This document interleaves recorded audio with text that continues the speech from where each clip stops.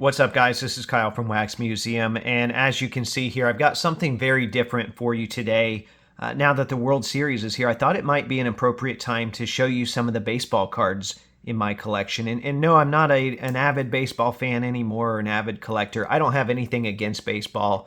I just really kind of trailed off watching around 2018. There's only so much stuff I can watch. I watch a ton of basketball, so but I thought, you know what, I still do pick up stuff from time to time, so I thought it'd be fun to show you what I have here. And I used to go to a ton of games, and I used to do a lot of spring training and a lot of spring training autographs. So these first few cards here are from those experiences. I've got a lot more. I'm not going to show you all those. Maybe that could be a different video, but I loved getting these UD Masterpiece cards signed, and this Miggy here is one of my favorite ones. I did a lot of Tigers camp, and a lot of times standing out in the sun waiting for Miguel Cabrera, which usually didn't have good results, but this particular day it did. So I'm going to show that one.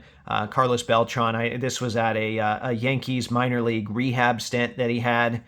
And then another Tigers autograph here. I thought this Justin Verlander turned out really well. And then one from way back in the day from when the Indians were in Winter Haven, a CC Sabathia card. I think actually I got a couple more in-person ones here. Here's a Chipper Jones that I got at Braves camp. He was a guest instructor. This was right after he got inducted. So this was one of my last autograph outings. He did not even ask him to inscribe that Hall of Fame, and he did. He was very proud of that, and I don't blame him. And then had a great interaction with Wade Boggs as well when I saw him. But let's get to some of the other stuff here. There's really no rhyme or reason or order here. Like the first card here, this is a dual game-worn jersey card.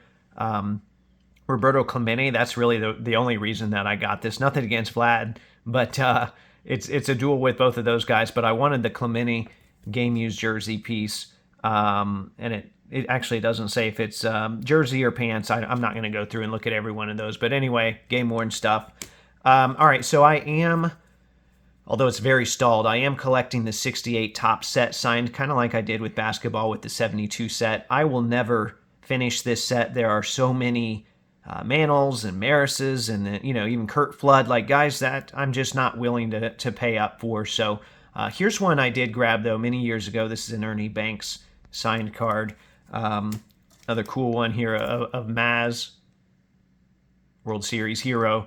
And then I will not be affording any of the Hank Aaron's. So instead, because you know what, when you build your sets, you make your own rules. I have this archives card or reprint card or whatever they made for Hank Aaron, and it's got an in-person autograph on it that's been authenticated. So that's my that reprint's from '99. So that's my Hank Aaron for my 68 set. That's not an actual 68 card.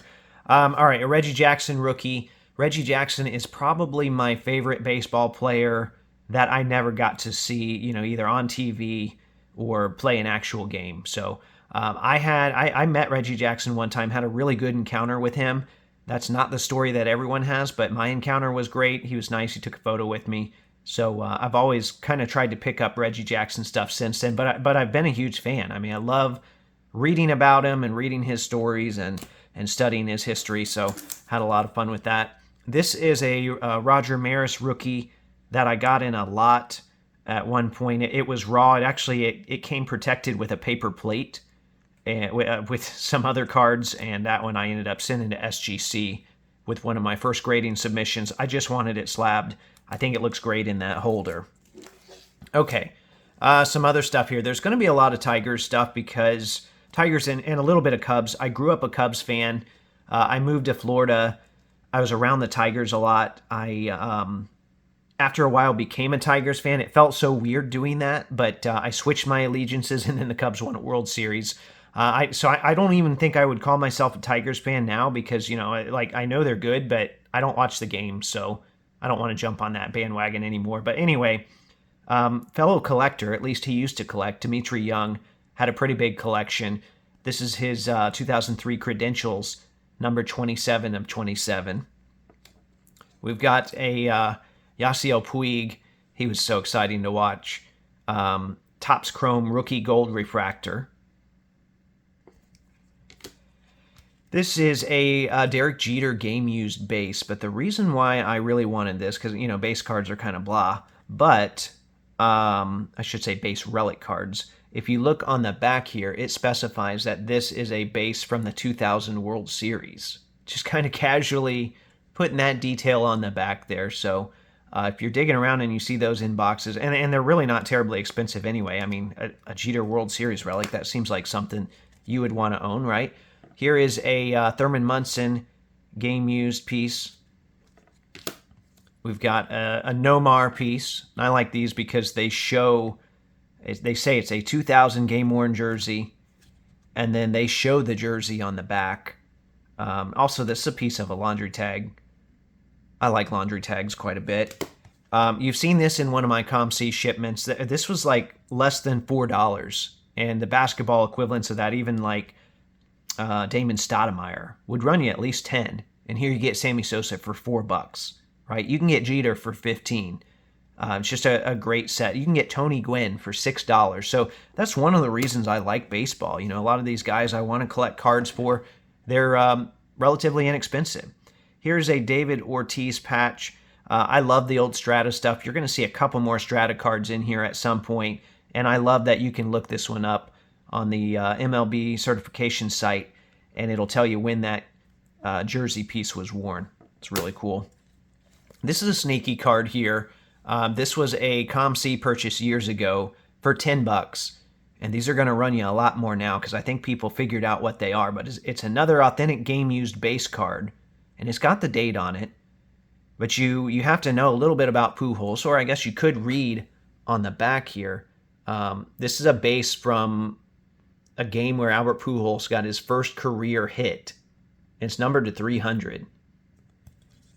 That just felt like an important piece for me, especially back in the day when I got it for $10.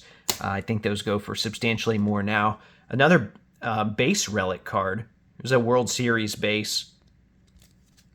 And I like that. You can see they've got it on both sides here. I like that piece on the back. They don't all look that nice, so I was kind of picky about which one I got. And this is from the 2003 World Series, I believe. Yeah, it looks like it is because it's got the Marlins there.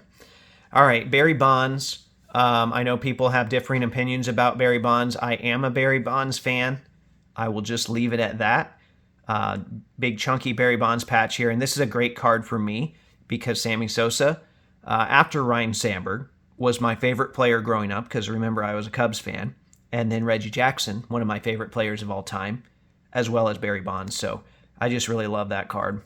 And another great Barry Bonds card here. This is a Barry Bonds base, which was used during the 2001 All-Star Game. Upper Deck did a great job of labeling that stuff. And then a Ted Williams patch, numbered to 50.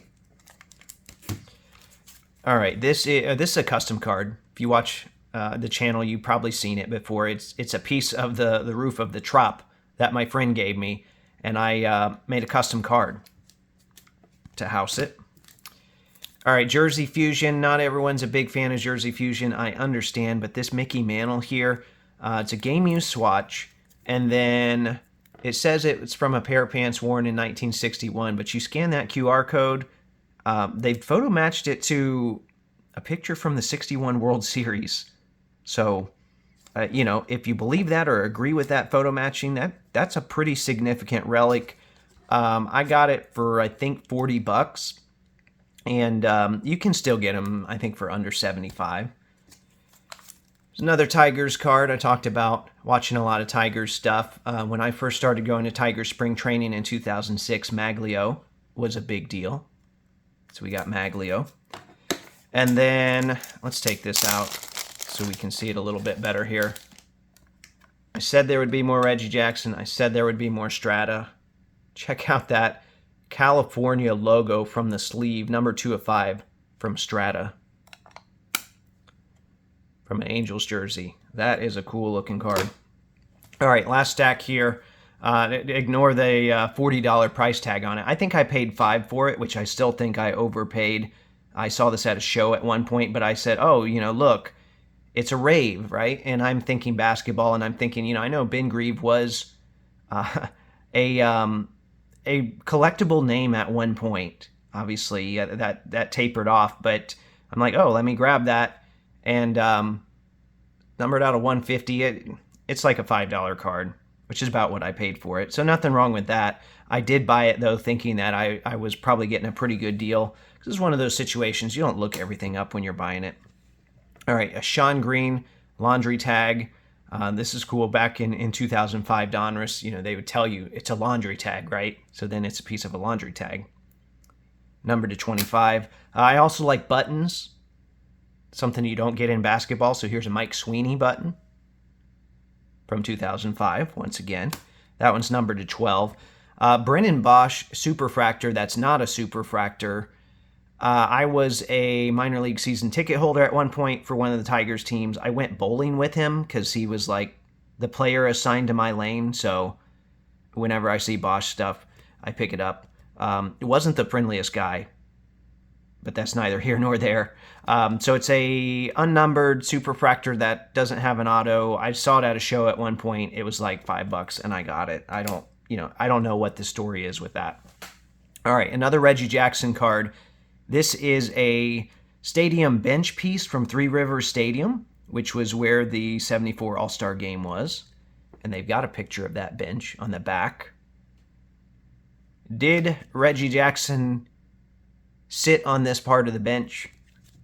Probably not, but it is what it is. All right, Zumaya, nice looking jumbo patch there. Got a Chapman game-worn jersey. That's like a piece of a tag.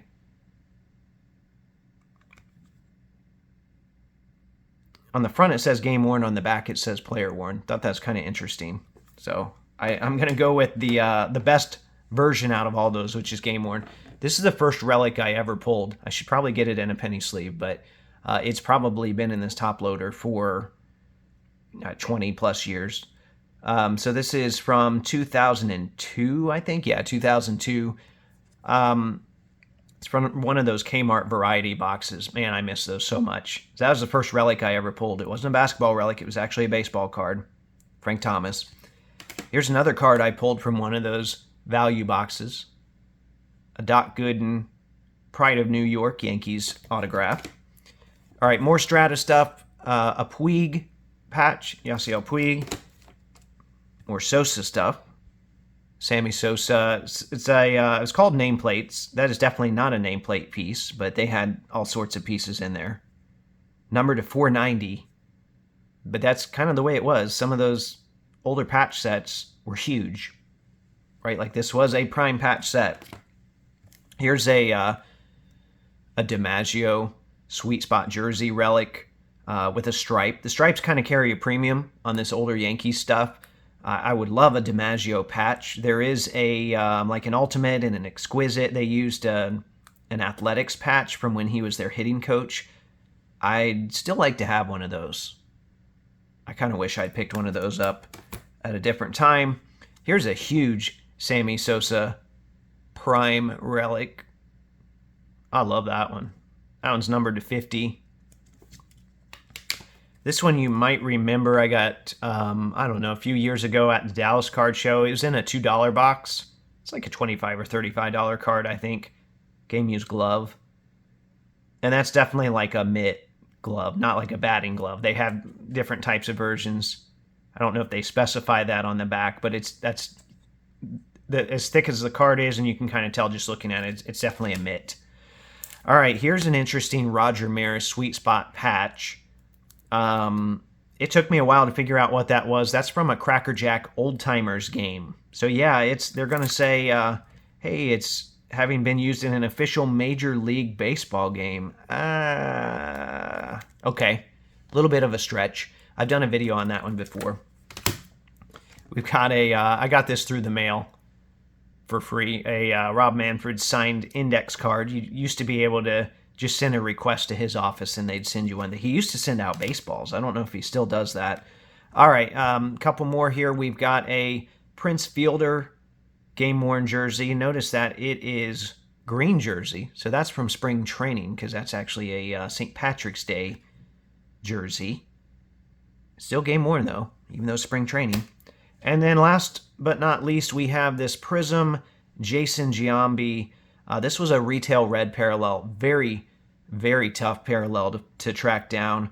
I found the Barry Bonds in a dollar box once, which kind of wish I had kept, but I sold it for like over $200. So, it helped fund some other nice stuff. And then I kind of, at least I have a placeholder. I like to have a type of every card. So, all right, there you have it. That is some of the baseball stuff in my collection here. Put some of the stacks out for you to see once again. I've got more signed stuff that I got in person. If that's something you really want to see, let me know in the comments. Either way, though, remember there are new episodes of the audio podcast that come out every Thursday. And as always, thanks for watching.